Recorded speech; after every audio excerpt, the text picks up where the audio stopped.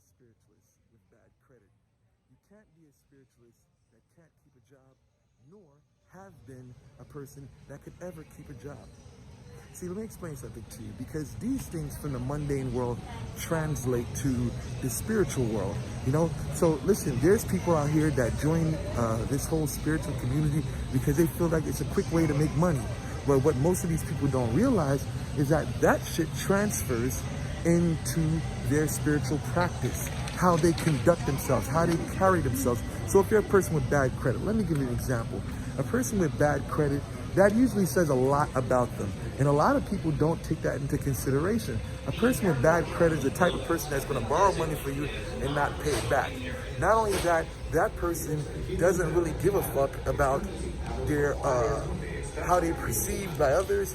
You know, so if they're borrowing money or whatever, they're type, it says a lot. They can be reckless with their money. You know, they spend it on the, frivolous bullshit. You know, they don't give a fuck. That's why the credit score is fucked up. Credit score tells you a lot about that person's character.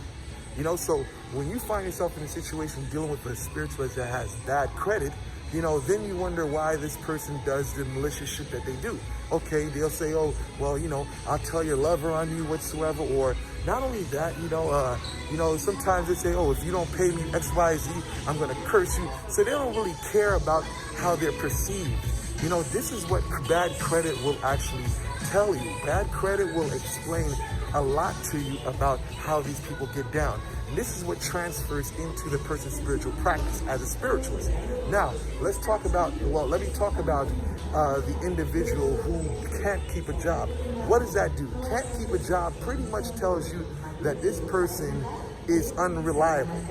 Basically the type of person where, you're doing spiritual work with them, they never answer your call, they're irresponsible whatsoever, And not only that, because their past history with keeping work or has been poor, you get the same output in when they're trying to teach you.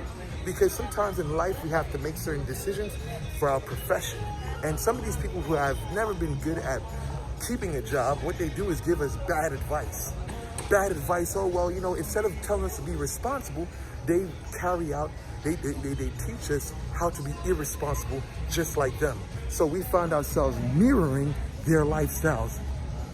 So listen, these are very important things. When a spiritualist has bad credit, or if the spiritualist prior to them becoming spiritualists to preside over individual lives, if their life was fucked up, they could never keep a job before then, it's going to transfer into what they're teaching and guiding their